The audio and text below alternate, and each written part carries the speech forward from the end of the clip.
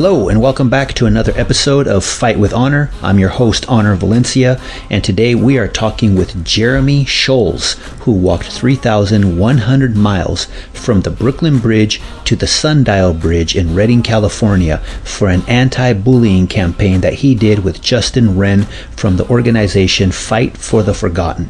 Jeremy grew up attending special education classes in school because he had really bad Tourette's and also a stutter that he overcame and ended up becoming a professional drummer for over 20 years.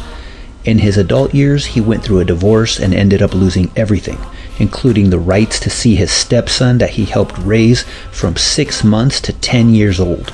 Jeremy shared why he decided to walk across America and what it did for him. I really recommend that you check out his Instagram page at Beats from the Core. That's BEATS from the CORE. And also check out Fight for the Forgotten on Instagram. But first, I would like to thank our sponsors, LF78 Apparel. Are you brave enough to lead and humble enough to follow? If you are, then go to lf-78.com and use discount code HONOR15 to get 15% off your purchase. All hoodies have been priced down, so it's a good time to pick up 1 or 2 or 3, whatever you need. We also have hats, t-shirts, tank tops for men and women. I also would like to welcome Superfat as a sponsor. Superfat is a convenient on-the-go pouch that's super easy to carry with you anywhere you go. There are certain fats called essential fats that your body can't make on its own, so you need to get them from your diet, and that's where Superfat comes in. Superfat contains plant fats, protein, and high amounts of fiber, a dynamic trifecta to help keep you feeling full longer, and they are also keto, vegan, and paleo certified. I always have one with me when I'm going to the gym or running around town or spending time with my boys. It helps keep me running and feeling good. So check them out on Instagram at Superfat or go to superfat.com and use discount code HONOR for 15% off. Okay, and now it's my pleasure to bring you Jeremy Schulz. Mr. Jeremy, how you doing? Oh man, I'm doing good. Thanks for having me. No problem. Appreciate your time. Yeah. How's as I said earlier, are you recovered from your little walk that you took? I'm mostly recovered. I would say it's been 3.5 months so far since I have finished my walk across America, and I had unintentionally given myself some plantar fasciitis due to the fact that I was carrying that 52-pound pack, and it was 52 pounds. Yeah, well, yeah, it would go between 42 and 52 pounds depending on the water, because I was solo, so I had to carry all my own water and food and all of that. So because of that pack and walking on the pavement, by the end of it, or not even by the end of it, man, by the time I had hit Oklahoma. My feet really started to hurt, and then from Oklahoma on, man, that's when the plantar fasciitis came in, and it stretched my feet. So now that I'm back, I'm in Pocatello, Idaho, and there are these magical hot springs all around here, man. And so I've been soaking in those, and it's literally been the only thing that has made my feet feel amazing. So. Wow. And for those that don't know, you walked 3,100 miles. I did. From New York to California. Yep. Yes, wow. I did. How often do you get to those magical hot springs you're talking about in Pocatello, Idaho? I've only been in Pocatello for 2 weeks. So okay. So I've been trying to go. I've already went like 3 times since I've been here. Yeah. How long do you soak in those each time? Man, gosh, I could usually last about an hour. I mean, they're 115 degrees. Yeah, so. It's not cool water, that's for sure. Yeah, right. Well, that's the great thing about over here in Japan is we have so many hot springs. Whenever I get a chance, I always try to get into them, and I'll stay like 30 minutes, about 20, 30 minutes. I'll get out 5 minutes and then get back in. It really helps your body recover. When I walked into Oklahoma City, that's where the foundation that I was walking for is Fight for the Forgotten. Justin Wren, he's based out of there, and it was really cool. They got me an Airbnb for a couple of days, and he hooked me up with the ARC, the Athlete Recovery Center, and he and I went, after he was done training, and he and I we went and soaked. We did like a 20-minute cold and then a 20-minute hot, and then a 20-minute cold ice bath. Yeah. 20-minute hot. Man, I made all my ligaments feel, and it felt really good, but it was almost harder because when I left, I was so, I felt good, and I hadn't felt good in months. Yeah. And so I knew that I was going to have to be, walking back into pain, Yeah, I was going to ask you, you said you took a couple days off, right? Yeah, I would try to take a few days off when I was really feeling pretty exhausted. So once your time of relaxing and recovery was done, how hard was it to get back, to carrying that 42 to 52 pounds you said, or something like that? Yeah. And get back on the road? How hard was it to mentally get out there? I'm doing my movie right now. That's why I'm in. Okay. And okay. So, and I literally just talked about that in the movie, that this pattern since the day I left. Every day I would wake up, and believe it or not, the physical pain was probably the least hardest thing. Yeah. The discomfort of walking through, like I said, I had zero support, man. So when it rained, guess what? You're wet. And when it's cold, and you're talking like, I have to walk for 11 hours before I set my tent up, and everything on me is, even if you have everything wrapped up, it's still wet, man. 11 hours of getting rained on, you're going to be wet. So you're wet for a whole week, or until you find a way to dry out. So every morning I'd wake up and I would be, I always had coffee, and I had like my morning ritual. I'd wake up and make coffee, and I never left right away. I always had about 30 minutes. And during that whole 30-minute, my mind it did the same thing every time. I would go through scenarios of like, you know what, maybe I'll take today off, or maybe I'm only going to walk 2 miles today, or maybe I'll just blah, blah, blah. And I finish my second cup of coffee, and then I break down. And by the time I break down, I would get walking. I would decide. I'm like, yeah, I'm not going to do very, very much today. And then all of a sudden I'd get 2 miles in, and I'm like, nope. And so every day was this, no matter how conditioned you were, it was this mental battle. And then after a while, I was able to recognize it. Yeah. And instead of, a tip that I also would give people, instead of fighting it, I would recognize the pattern, and to know that I wasn't going to believe it, and I was still going to follow through on making my 20 miles. Yeah, just kind of let that negative thought get out of there, and then let all that positive energy come in after that. Yeah. That makes sense. Yeah, right. It's more of a stoic approach, right? Yeah. And for the people that don't know why you started walking, can you share what was the motivation behind, walking 3,100 miles? This is pretty deep, This was a culmination of 4 years, so about 4.5 years ago, I'm a professional drummer. I have been for 2 decades, and I had the dream career. Everything was going, and out of the middle of nowhere, I got this unexpected divorce dropped on me. Lost my wife and my son, and so I left. I was living up in Seattle, so I left Seattle. It was my wife and my stepson. So I had zero rights, and they just banned me. Oh, how long were you in his life as a father figure? From the time that he was 6 months old until he was 10. Are you kidding me? Yeah. So that's being a father right there the whole time. Right. Yeah. Wow.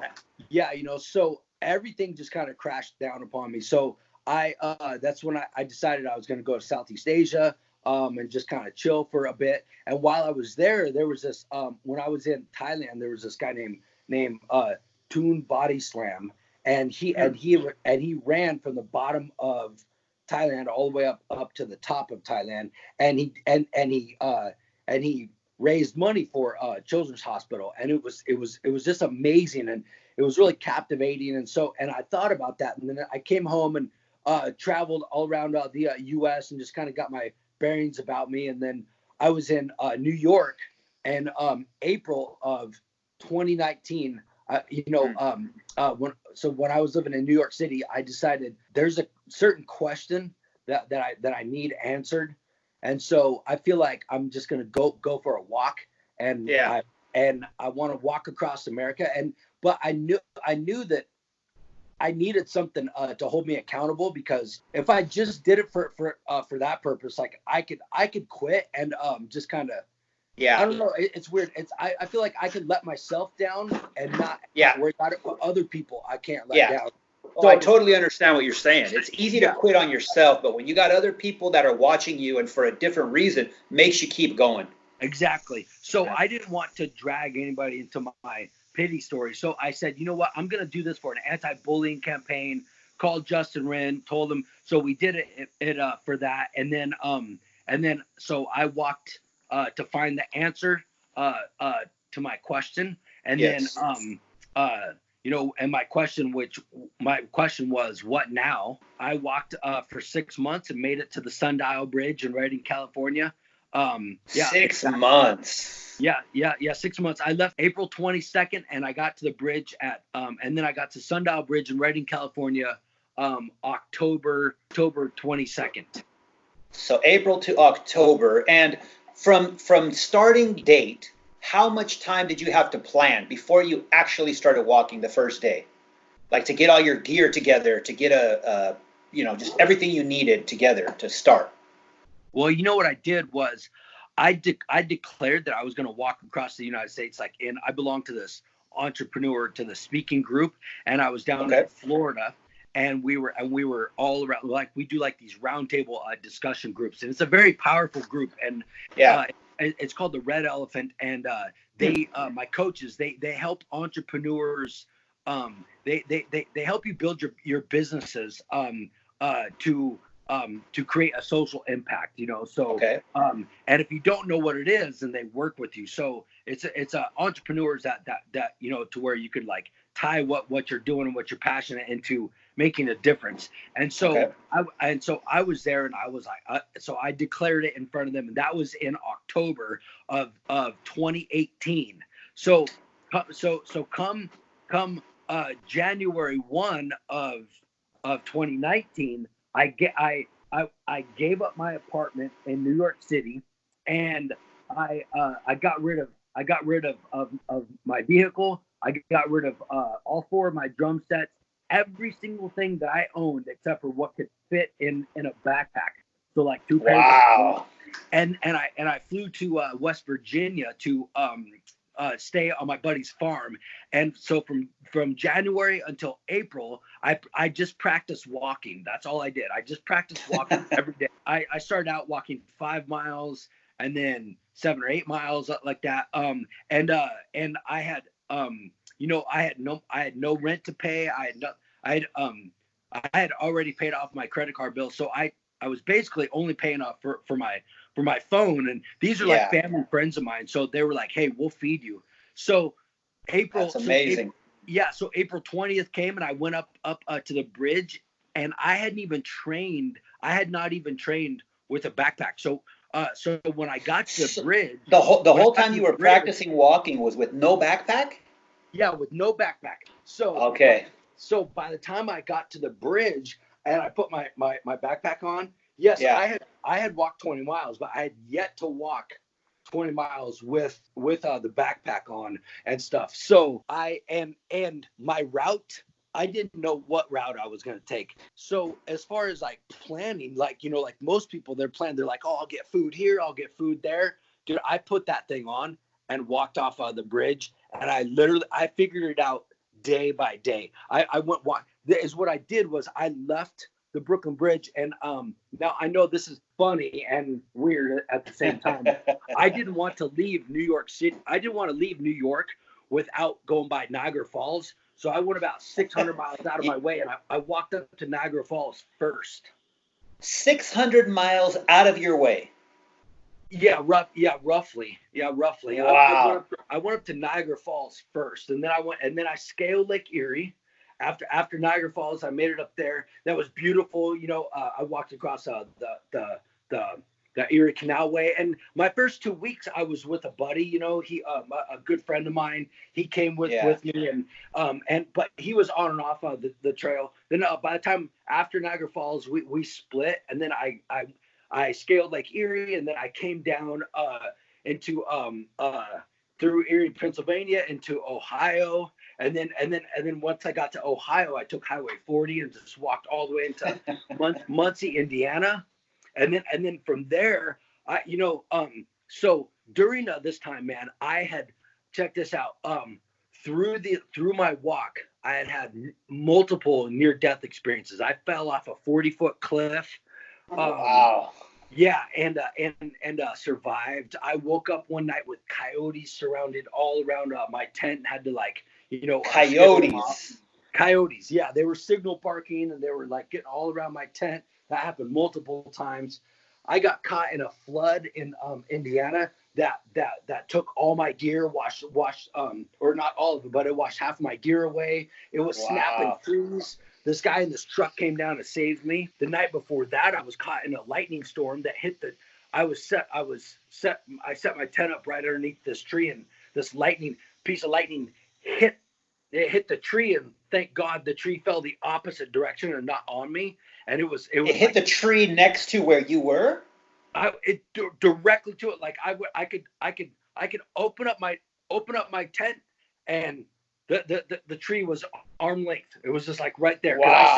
I set up really close to as shelter, because the tree was the only thing that was keeping the huge amounts of rain. Okay.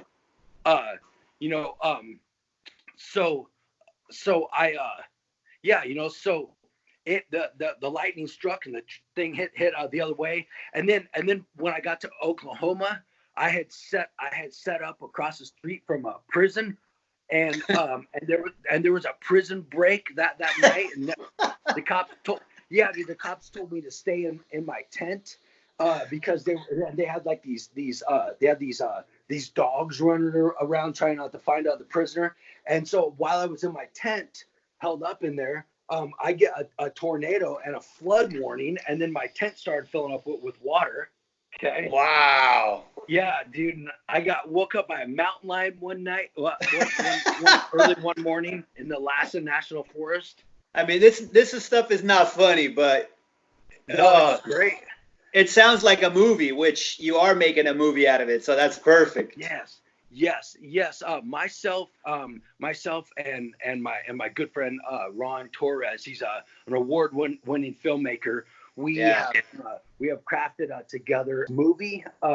We have a storytelling agency. He and I are both like master storytellers, and I write and he puts together movies and stuff. And so this is going to be one of our debut feature films. We're doing the short film version, and we're gonna premiere it. We're gonna do like what we call talkback sessions, and it'll be the 10-minute version, and then we're gonna do like audience Q&A and interview and stuff. And that's gonna be very select, and it's gonna be private.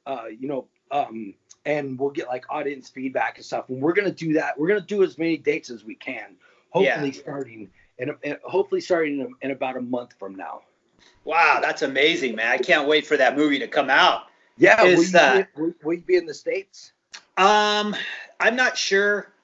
We're kind of planning out our year right now, so we're looking to head back at some point this year for maybe like 3 weeks or so. So we'll hook up on those dates, and if I'm out there, that'd be awesome. Shoot, so out of all the near-death experiences that you had, which one is the one that sticks out to you the most, or which one was the closest one that you had to, near death? Yeah, well, for many reasons, the flood in Indiana is when that flood happened, I was I was really tired. I had set up my tent, and I was just gonna go to sleep, and I was down by the river, and there was a shelter about 80 feet away from me. I was sleeping and I woke up, or I just started nodding down, and then I woke up and I was like, man, I'm hungry. So I was like, you know what? I'm just going to eat something now. I'm going to make something to eat now. So I'm not starving so bad in the morning. So I grabbed my backpack and my cooking stuff, and everything else was in my tent, like my sleeping bag and everything. And then I went underneath the shelter, and that's when the rain came and everything. And then the river breached the bridge. Wow. And dude, this is no joke. It was snapping trees as it was flowing down. I saw it, and so I grabbed my bag. Yeah, grabbed my bag. And I started running. I was at the bottom of a hill, and this guy in this truck came and got me. And one of the reasons why this sticks out so much is so this guy goes and they bring me out to the cabin. They fed me. They're like, you're totally safe here. And then this guy's a total stranger, and he drives me into town the next morning and probably buys me $300 to $400 worth of gear. Wow, that's amazing. Yeah, and wouldn't let me Venmo him back the money or nothing. And so this kind of goes back to to my entire point. My film and my book are called the Good Deeds Diary, an epic walk across America. And one of the reasons why, or not one of, but the main reason why, is because of I had all this crazy experiences, and I went on this walk to search for something, and I unexpectedly came out with an overwhelming amount of compassion and gratitude. And in the United States, it appears that we're so divided. Yes. And here I am. I'm a professional rock and roller. I'm sleeved, right? I got tattoos on my everywhere except for my face. And so I'm walking. It doesn't matter if I was walking through total Trump country or what. Yeah. These people were stopping, total strangers. Americans were stopping on the side of the road, asking if I was okay, giving me money. Guess what? I had strangers that invited, completely out of the blue, invited me into their house, fed me steak dinners, and went down there and asking for no reciprocity. Can you believe that's amazing?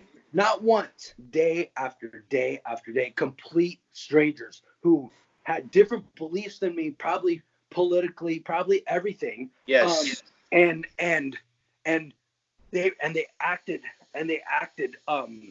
more. They acted, like. To me, it was. I remember my grandpa used to tell me stories about how my grandpa went across America and stuff, and he told me how amazing people were. My grandpa told me when I was really little. He said everywhere you go, people are the same, and most people are mostly good. Yes. And I thought about that when I went across this walk, and so I wanted to name my film and my book something that portrayed that for as a way for us as Americans to not forget that it's not as bad as what the TV says. It's not. I'm telling you. Yeah, that's true. And for me, being in Japan, I always check YouTube or the internet, and right. And I was talking to my wife, and it's like everybody in America hates each other. But then I talk to people like you and other people that I've talked to for my show. And there's so many good things and good people, whether they were born in America or they came to America later on, whatever the situation is. There's so many people that are just helping each other out. Listen, that is, and I believe always will be, the American way. Yeah, it really is. Like that's how that's how this country persevered through everything. Was helping. That's very much an American quality.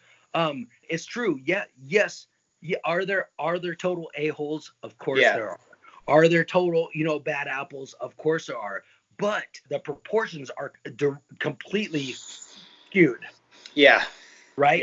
Yeah, the news wouldn't be able to handle. Like, what if there was news channels that only reported on all the good. That was done, right? Unfortunately, people wouldn't really watch that because, especially now, people just want gossip. They want negativity. They want to get that, and but that would be amazing. Right. Right. Well, I think more so than the people wanted it. I think it's being forced on people. Yeah, that's Because true. because when I tell people about all of this, man, people are like, "Oh my God, I love hearing that," because you know, yeah, I've lost hope and stuff. And listen, I didn't expect it. This isn't something that I was pre-expecting. When Yeah. you got to think, like, I was living in New York City, right? So I'm watching my ass, like, as I'm on the subway and shit. It's like so Yeah. I walk off the Brooklyn Bridge, right? And it was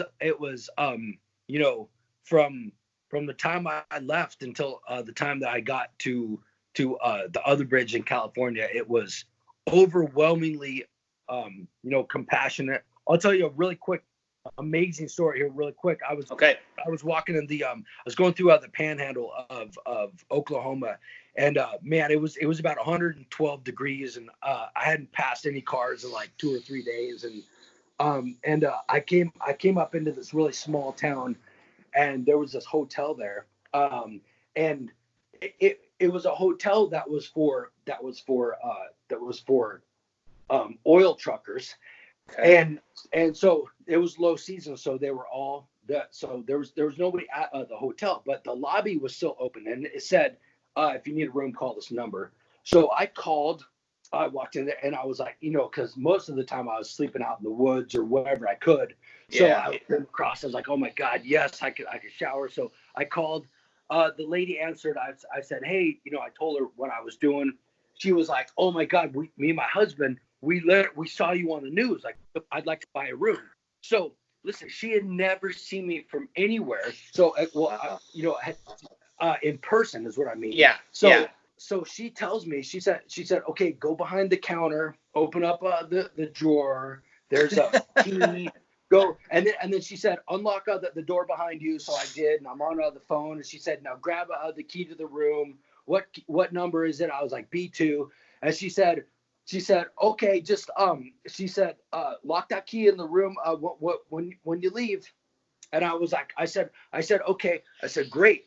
How much is it? Can I said, I don't have cash on me, but can I send it to you on Venmo, or I could go get cash, or whatever. She said, what are you talking about?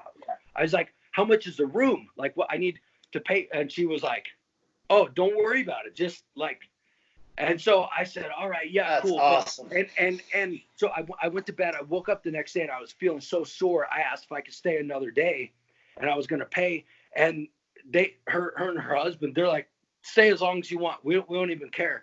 And so I was there for those 2 days. They never even came to check on me. And listen, like, I could have robbed them blind. The cash register, what was back there. So importance of this story is that, look how compassionate and like this person, for whatever reason, like, why, I'm nobody special. It's not like it's not like a celebrity or something. They're like, oh my God. They were like, oh, this person needs something like that. And they didn't, none of these fear factors, equaled into their, equation. And so, I wrote them earlier. I wrote her like a couple days later and expressed that. And I was like, this is just freaking amazing and stuff. And then to top it off, her and her husband donate to my charity. And then the people in the town and everything. So I have a million stories of that, like literally. That's amazing. Good deeds. Yeah, that's amazing. And then, it's not like they asked you, hey, we'll give you a free room, but post a picture and name the hotel on your social media or something like that. Nothing. They didn't ask for anything. That's my point. So a lot of times when I was done with, so this is a good point. Let me speak to this for a second, because this is very important. Because so when I was done with my walk, Justin Renner and I went to, Justin was on the Joe Rogan podcast, and, dude, they talked about me, and that was really cool. Afterwards, a few days later on social media, people were like, there's a handful of people, they're saying, oh yeah, there's these people, going and doing good things and like virtual signaling and like raising it out. And my whole point is like, no, there are people all across America doing all these wonderful things, like that lady that didn't ask for it. There's zero reciprocity. Like the guy who and fed me steaks, he wasn't like, dude, I'll feed you steak, but see if you give me some Instagram followers. Nope, they don't even care. That lady, I don't even think that freaking hotel has social media, man. Yeah, like, probably I mean, not. they were Americans, you know, regular old Americans doing good old fashioned American things, and it made me solidify. So I feel after that walk, I feel so indebted of how to live my life that I feel like if I did not live up to the standards of the compassion that I was showing, it would be a disgrace and disrespectful to everybody that showed that to me. So that's one thing I remember every single morning when I wake up. That's amazing, man. It's so nice to see that there's still people out there, you know, wanting to help and not expecting anything back in return. Right. It's a beautiful thing. So anybody that is listening to this, go do this.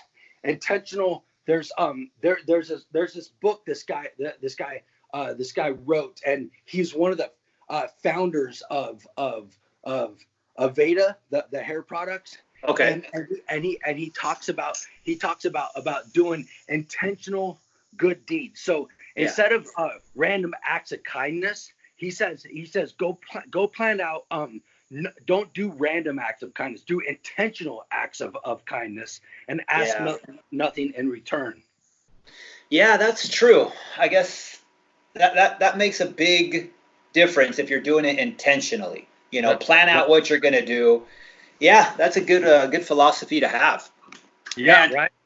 One thing I would like to go back and talk about, you know, when you said there was going to be something kind of deep to talk about, was the divorce that you went through, because that's something that you and I share. You know, I went through a divorce as well, and when we talked the first time, I wasn't aware it was your stepson, and when you said it was your stepson and you had no rights, man, that really hit me. Like, you know, and you raised them from six months, right? Yep. From about 6 months old until about 10. That's gotta just, I mean, I can't even imagine the pain that you go through, you know, for something like that. Yeah, you know, because it was like, you know, he just disappeared. I literally have never talked to him. It was like one day, boom, and then he's completely gone. It was, you know, it was like, you know, my therapist told me, you know, about that. It's equal to that of a death, you know, of a child. Yeah, I mean, oh man, that's you know, but this walk, my book and my film are dedicated to him. You know, I wish no ill will on his mother, on my ex-wife, and that situation. Look, you know, stuff happens. And so, you know, we all have our different ways of coping with it. So me being a lifelong artist, the way that I know how to cope with it is, you know, make it into an art piece, which is the film, the book, the music, and all of that. And so, it is heavy, and there were signs of him all up and down the whole, you know, the entire way. Wow, your entire walk, huh? Yeah. Oh man, yeah, that is something very difficult to go through. You know, not only the divorce, but then, you know, when there's kids involved. Which, you know, when I went through my divorce, my son was started when he was 4, and it was almost a 2-year international divorce and custody. You know, and in Japan, everybody I talked to, you know, I had friends that are lawyers, and when I asked them, you know, what are my chances of getting custody and all this stuff, some of the people I talked to, they're like, well, I can't legally tell you what you can and can't do or anything like that, but let me tell you a story. There was a guy who was getting divorced, and he took his son to the States, and he was able to keep him as long as he didn't come back to Japan. There's a same guy decided not to go to the States and fight it in Japan, and he lost. So, basically they were telling me, if you want to keep your son, you got to take him to the States, kind of run away, I guess. And I just put it all in God's hands. And I said, hey, I've been taking care of him. I've been doing everything. Went to court, ended up getting full custody here in Japan, which is very rare. Wow. Yeah. So, and when we talked before too, you had mentioned that you found faith on this walk. Yeah, I've always been very in touch with it, but I feel like there was a point where I had a complete conversation with God, and like a connection, because I was so isolated, and I was intentionally walking without my earbuds, So Yeah. I would have a lot of time to just listen. After a while, this voice that I heard was getting louder and louder and louder, and then I just kind of had like this, personal moment that I feel was just between me and God, and it just, guided me and just helped me feel like everything was okay, and it's going to continue to be okay. Yeah, it's such an amazing feeling. And, sometimes when you try to express that to people, if they've never had that, or if they don't have faith, it's really hard to kind of communicate to them, what that felt like for you. But I've had that experience before myself, so I know exactly what you're talking about. And it's just such a warm feeling, to hear other people talk about stuff like that. So what's going on now? What are your, you guys are making the movie, going to start making the movie pretty soon, you said, right? Oh man, we're wrapping up making the movie right now. Oh, wrapping up. Oh, wow. So, well, let me rephrase that. So the feature length film is going to probably be out the end of this year, so it can be featured at Sundance Music Festival. But for the meantime, we're taking all, I did video documents every single day. So I have about 4,000 videos that we're sifting through. Plus we just had, we put together the best of the best of our storytelling crew that came out here to Pocatello, Idaho, where we have our office, and we did and we did some reenactments, some outdoor shots. We have our script written, and so I didn't want this just to be a documentary, because it's more than that.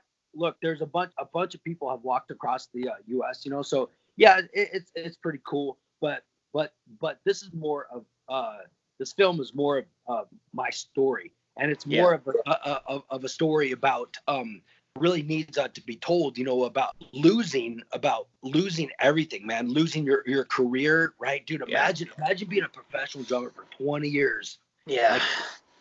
Like this quick, and it's gone, right? Gone. Wife and kid gone. House, three bedroom house, detached garage, dude. A Jeep Commander, all of this stuff gone.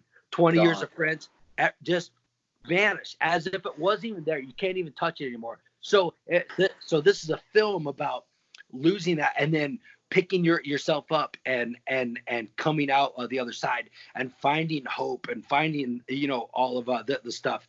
That's what this film is about. So right now we're the story is hashed out. We did a bunch of filming. We're literally we're editing for probably the next 3 weeks, and then we're gonna start putting together the dates to show the short film. And people can go to my Instagram, Beats from the Core, BEATS from CORE, and that's where you can find you'll see pictures that I post there, and people, and everything will be up to date there. I'm revamping my website that'll have all the info and stuff like that. Okay.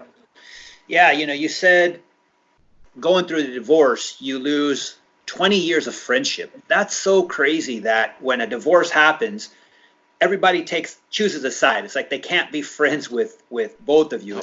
They got to choose one side, and that's it. That's really sad. That's a really difficult situation for, because both parties need support from friends, because they're both dealing with the divorce. Whenever there's a divorce, there's such a large group of people that will go with one, and the other small percentage will go with the other. And it's like you can't keep that line of communication open with them, but you were friends for 20 years. Right. Yeah. Yeah. Yeah. That's it's a sad thing. It's a messy thing, and it's a common thing, and it's something that I feel like, it's not talked about enough, and I also feel like too that as men, it's good to say, that there's healthy, positive ways of coming out of the most grueling ones Yeah. of it. The thing is the hardest thing is, man, is just to try to take the high road, and for me, my saving grace was going to the gym and trying to lay off, just drowned in it with, like, sometimes I'd be like, man, I need a drink, right? And the next thing you know, you're hammered and you're crying and like that. And I was going down that, but then it was just like, man, I need to go to the gym and hit the iron. And that, oh man, that's so good for the brain. Yeah, that's true. Like for me, when I was going through my divorce, my son was with me. He was living with me throughout the whole thing. And I was never a really big drinker. I would drink whenever I would go out and stuff, but I never drank at home with dinner even. I really don't like alcohol like that. But yeah, I just threw myself into the gym, and I grew up with faith. I grew up Catholic my whole life, and when I was going through the divorce, I kind of was angry at God. And I had a Bible that I would always read. But I went through probably like a 4 or 5 month stretch where I would look at the Bible and I would kind of get angry, and I would just turn away and go do something else. I wouldn't even really pick it up to even just to move it. And I remember washing dishes and I was angry. And my son was sleeping in the room, and then something just kind of hit me and said, yeah, I'm going through something tough. I'm going through something that, it's not fair. But my son's right there in the room next to me. What more do I need right now? So that kind of kicked me back into gear, and I, picked up the Bible, started reading, and everything just got better from there for me. So a lot of times we gotta find that positive mindset to get through a lot of these difficult situations. Right. Yeah. If you walk over coals long enough, your feet go numb. Yeah. Yeah, that's true, man. These situations that we go through just make us stronger. We're always going to have things in life that are going to be challenges. Right. So, right. And one piece of wisdom that I gathered on this walk was, I was just telling my friend today, I was like, man, yeah, one thing to remember, is how nature is absolutely perfect, and nature, you'll see, it's so beautiful, and it'll be blooming, right, and then all of a sudden a fire comes and just destroys it, or like lightning comes in like that. And so this ebb and flow of this of life and death and destruction and beauty and hurt and anger. I mean, look, like you see this cute little fawn eating some flowers, and then a group of coyotes come and rip its freaking throat out, right? Yeah. That's real life. So as I was walking and I was seeing this stuff, I was like, oh, you know what? The object isn't to live a perfect, happy, stress-free life and avoid pain and suffering. The object is to live life in the moment and expect the pain and suffering, and just and sit in it and just walk through it, because everything is a season, and then it's going to be good, and then it'll be good for a while, and then the house of cards will fall down, and then when that happens, instead of freaking out and being up, you say, wow, cool, I'm in this part. Yeah, that's a great piece of wisdom you just talked about right there, about there's no stress-free life, that's for sure. No, and we're fed this lie that there is there's a stress-free mindset. That's true. I mean, it'll come in, it's just like, it's like, I always say thought, action, and then reaction. you know, and you know, like when something happens, you know, it's like there's that moment of, you know, being able to train yourself of, you know, of how you're going to react to it, right? Yeah. You know, and so it doesn't mean that it's not going to hurt. It doesn't mean all that. All of that stuff is unavoidable. You know, if I call you a name and you know, and throw a bottle at you and it hits you in the head, that's still going to hurt. But then you have to make a decision on if you're going to do that back. Like what? There's many decisions to make right there. And so, to me, dude, that's the beautiful dance of life. And that's the one thing that the walk taught me was, you know, my feet were hurting. I was already like, there's no way I didn't have a crew with me, so I couldn't, you know, I couldn't like get a ride anywhere. So I had to keep on. It's like I had to focus on, you know, like, okay, these big pain points, that's going to be there regardless. There's a thunderstorm happening up front here, so I'm going to be in about 2 hours. I'm going to be walking into massive amounts of rain. All right, and it's gonna get cold, but right now I'm really hot and I'm super hungry. So, you know, so what do I do? Like, you know, I'm going. But the good news is oh my God, look at this view. Oh my God, right? You know, so I just, you know, you just assess and I would think, well, you know, all of the stuff that's happening right now. The good news is I'm not going to hit the uncomfortable rain for another 2 hours. So I have these 2 hours of total bliss, right? So, you know, it's like I'm picking what like the least amount of suffering and stuff like that. And then pretty much by the time the rain comes, then everything just sucks. Yeah. Well, once that rain hits, there's no getting around that. Yeah, man.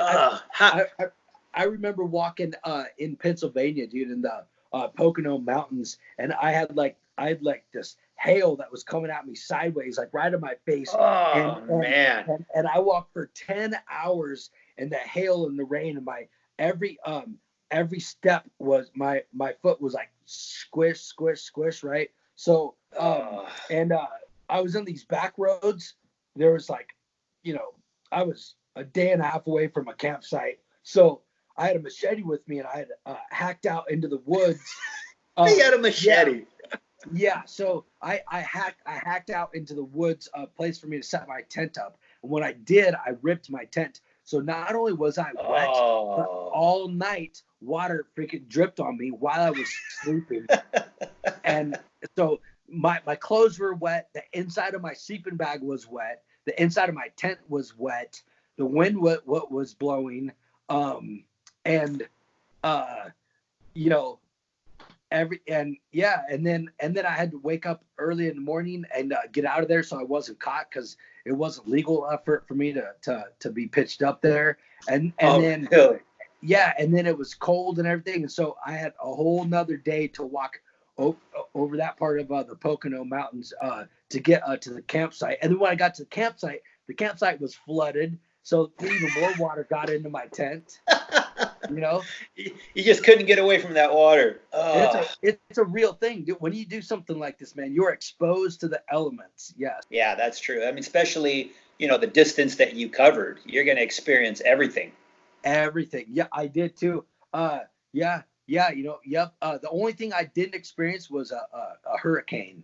Thank God. Yeah, right. You're lucky on that one. Yeah.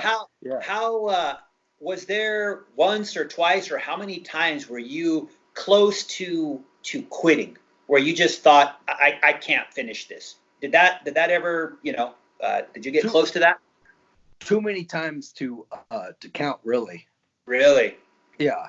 There was a time I remember after that flood, I was like, all right, I'm pretty much done. And I was like, oh yeah. And you know, and then I was posting on my social media and stuff, and donation after donation was coming in on my thing. And people were like, man, we're so proud of you and stuff. And I'm like, and I remember thinking, like, I remember thinking like, look, I'm not hurt. Like I'm physically okay. This Yeah. nice man just bought my gear. Like everything is totally fine. I'm shook up. But and I'm like, I really want to quit, but I said, but like if I'm everything I'm physically able. There's really, other than it sucking, there's really no reason to quit. And I was and I had this this this picture of me at a high school assembly, and these kids asking me like, well, how come you didn't get any farther than Indiana? And I was like, all right, I'm going to keep going. I was like, that's not the message I want to send. Yeah, that's true. Right. It's funny because you had your goal to walk from New York to California. Right. And even if you walked half of the distance, that's still amazing. But Right. the whole point of the story would have been you didn't finish. Right. Man, I can't imagine. I can't imagine what the feeling would be like. Like you said, you rip your tent.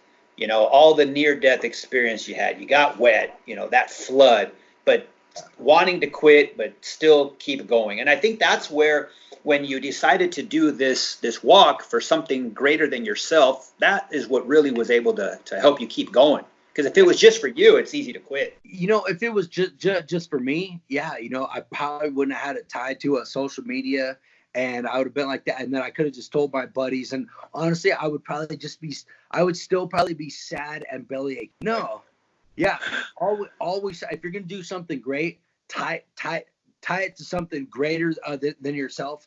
And tie it to something greater than yourself. With people that have done more extraordinary things. I mean, I tied this to Justin Wren's foundation, man. Yeah.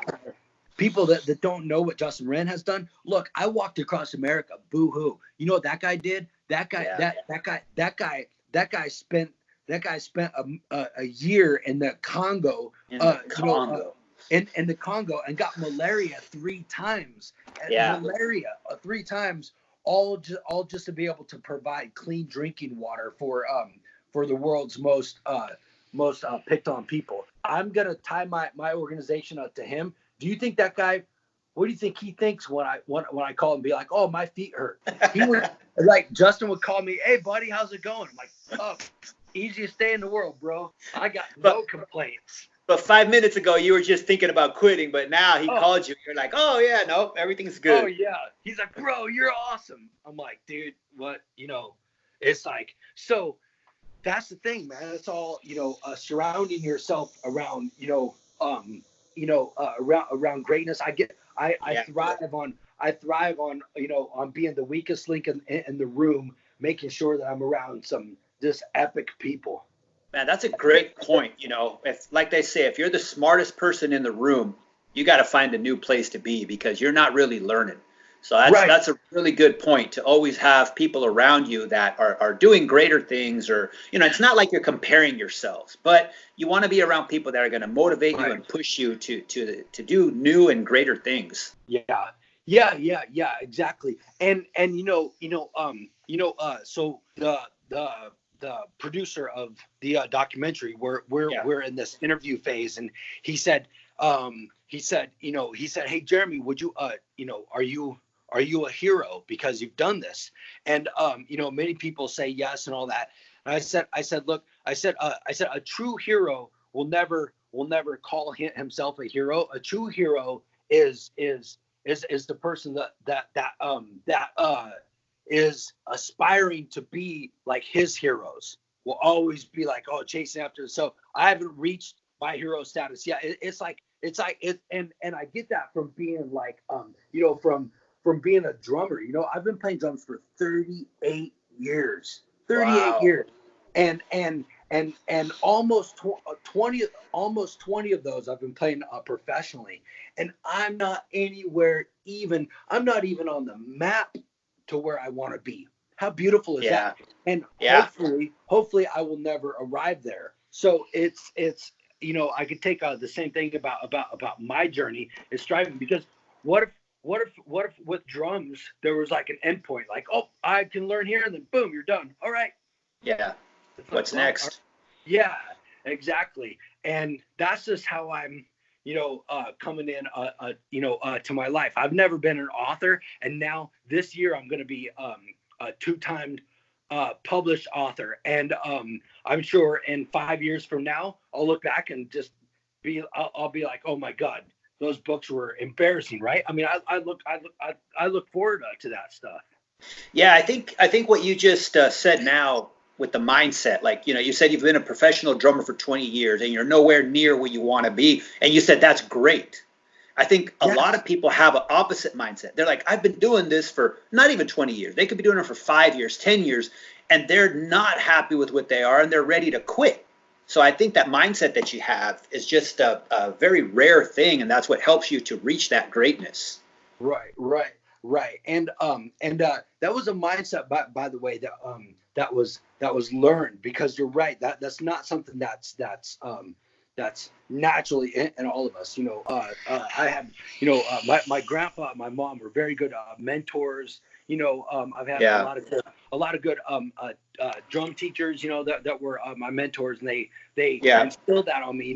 It's like that story about this kid and his dad. They were walking through this little village, and they heard this clanking, this crack, and they come around the corner, and this guy has this sledgehammer, and he's hitting this rock, and in one foul swoop he hits this rock, boom, and it was like this gigantic rock, and the rock splits in half, and the kid's like, oh my God, Dad, that guy just split that rock in half with a hammer in one swing. And then he goes like that. But what he didn't know is that that guy had been pounding on that rock every day for 20 years. A lot of people just see the final outcome. They don't see the work that was put into it. Yeah. And that's kind of the society that we're in now, especially with young people. They want everything, now, especially with all these smartphones that we have. You can have access to everything so quickly. So there's so many lessons we can learn from grandparents and even parents. Yeah, right. And which is another stoic thing about another epic thing about this walk was that instant gratitude and all that. So think about, if you want to really reverse that, think about traveling at a rate of 3 miles an hour. Now that's going to put your whole different perspective. So I don't know the conversions of kilometers. I know where everybody else is on the metric system, but so here in America, so if you drive your car up to regular speed, 55, 60 miles an hour, for 20 minutes, that is the so 120-minute drive at the normal rate of speed will take you 11 and a half hours to walk. Think about that. Wow. Yeah. When I'm driving and I got to use the restroom and I see the sign that says rest area 5 miles. Oh, I'm excited. I can wait. But for you, that's 5 miles. That's a long time, man. Yeah. So that's that's about 2 hours. Roughly about 2 hours. Yeah. Jeez. Yeah, that's a lot of great lessons that you're able to learn, and thankfully that you're able to share with people. Man, and people like you who allow me to tell my story, man. I've got so much gratitude, and I hope that people hear my story, your story, for as a matter of fact, and I hope that they get not just get inspiration about it, but in my talks, I talk about this thing about, people always ask me how I live. My life is so awesome, right? I'm I have my online companies. I'm able to be a digital nomad. I can literally live wherever I want. And the process is everybody dreams, and then that's as far as they go. And so I call it hope, belief, and then action. They got to take action. So I want people to be able to listen to this podcast, get listen to their dream and everything, and then believe that they can do it. Because if an average dude like me can do it, then they can do it. And then take action, whatever that is. What's the action? I'm gonna write my resignation for 6 months of my job. Just take action and go. Yeah, I mean, taking the action is that's the hardest part. I was trying to start this podcast for about eight months. Right. And my wife kept telling me, like, when are you going to start your podcast? And I was like, probably in a couple of weeks. A month later, she's like, did you start yet? I was like, no, I don't have the right gear. She's like, what are you talking about? I saw people start podcasts with just an iPhone. You have an iPhone. So action is the really the biggest, most important one. You know, everybody can dream, everybody can hope, and that you do need that to get started. But that action is what's going to get you to where you want to go. Right. It's the only ingredient that separates the success and the non-success. It's the only ingredient because I could be the most talented drummer in the entire world. Yeah. I could be the most talented basketball player. I could be the most talented athlete, and I could practice and prep and prepare. But if I never go out and play a game, then what's the point? Do you know how many basement drummers I know that are not only better than me, but are better than like these guys are like the baddest drummers on the planet, and nobody knows who they are because they don't take action to do anything with it. So I had this really good coach, and when I was getting ready for my walk, I had a group of people around me that were like, okay, so make a spreadsheet, and you got to do this. Make sure you go through your town and freaking blah blah blah. And then my personal mentor pulled me aside and said, listen. I want you to just tell don't do any of that stuff. I want you to just walk off that bridge and figure it out. And I said, all right. And that's what I did. Yeah, I think for that type of a project that you were getting ready for, if you start spreadsheeting it and preparing, it's going to feel overwhelming, man. Oh my God. That's exactly right. And some people's brain are literally wired like spreadsheets. Yeah. So that works well for them. Yeah, me, no, because I feel like I'm purely speaking up for myself. So any listeners that are listening to this, if you're this type of person, if you're this type of thinker, this might be a help to you. But I feel like the more planning I do, the more reasons I could talk myself out of something. But for whatever reason, if I jump into something, even if I don't know what it is, like filmmaking, I've never made a film, but I jumped into this, and I'm literally figuring out as it goes. And this film is turning out epic, dude, epic. Like, that's awesome. Oh my God, it's epic, right? But I'm literally figuring out as it goes. So people, you just got to find out a comfortable way in which you work, and then execute it, take action. Yeah, I think you and I are very similar in that perspective, because what was holding me back from my podcast was, one, I was scared. I've never done anything like this before. I kept telling myself, I can talk. That's easy. But then when I started planning for the interviews and everything, I was like, what am I going to talk about? What am I going to ask? And I would record myself and then listen to it. And I was like, I sound so dumb. So, I would kind of psych myself out. And, but my wife was just like, just do it and see how it goes. My first episode, I had such a struggle getting it up to Apple and everything, because I used the wrong format to record and I had to adjust everything. I learned a lot, made it so much easier to keep going. Right. Wow. Yeah. Oh man, that's some really great tips that you're sharing with people. Right. Well, thank you very much for having me. No problem, man. Appreciate it. Yeah. So I look forward to, for when everything is ready to go, let me know. Okay. I definitely want to check it out. Okay, great. And then again, if anybody wants to follow me, just go to Instagram. Yep. Instagram, Beats from the Core, BEATS from the CORE. My name is Jeremy Schulz. They can find me on the same on Facebook, Beats from the Core, or Jeremy Schulz with no T, SCHULZ.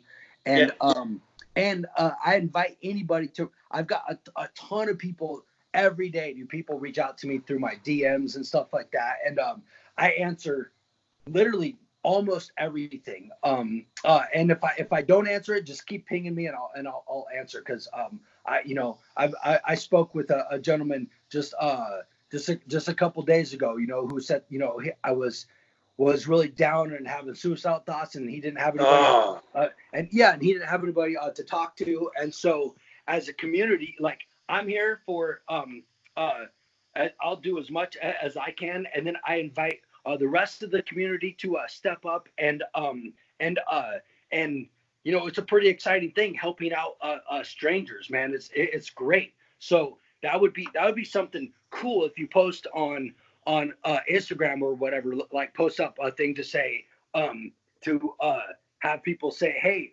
if anybody's going through anything, reach out here, and as a community, we can support you. We can tell you right on, or you could chat and yada yada. I probably give out about 10 hours a week of my time with chatting with people that I don't even know, just asking. So, that's amazing. And I think the reason that you experience so many great people helping you was because you're also very generous with your time, and you don't expect anything back in return. So I think you're just getting all that back that you're putting out. Everything came back to you on that walk, and you're still doing it even though the walk is already over. Right. Which to be noted is not unique to me. Anybody who operates in that, it says in the Bible. It says in the Bible that you can only give what you have. Right. So, and vice versa. Right. So, if you don't have, a lot of support, you can't give a lot of support. So if you want to have a lot of support, if you want to have a lot of this, then give it. Giving doesn't cost anything. Give doesn't mean give away your money. It just gives something. Well, that's where a lot of people get lost, I think. When they hear like give something, they're thinking money or objects. Just your time, just listen to somebody. You know what? Sometimes even a smile. So true. I have a lupus community page, and I get a lot of messages on there and people asking me questions, and I try to spend as much time on there answering messages and helping people out and posting questions for them. And so it's amazing what giving 2, 3, 4, 5 minutes at your time, how much it can actually help somebody. Wow. Yeah, really is. So there you go, man. All right, brother. Well, you just gave me over an hour of your time, so I really appreciate that, man.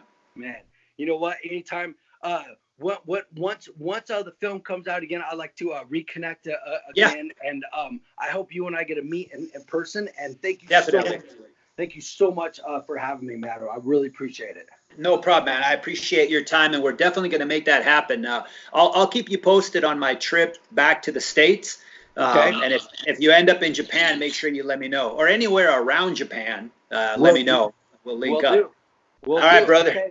All right. God bless. Okay, all right. God bless. Yeah. Peace. Talk to you later. Yeah. Bye.